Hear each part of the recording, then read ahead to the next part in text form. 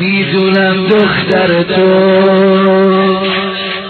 چطور نگاش کرده بودی، فقط میگم که با چشات انگار صداش کرده بودی. میخوام بگم تو خرابه سکوت غمباری نشست، همه دیدن یواش یواش رقیه چشماشو میبر، رقیه چشماشو میبر.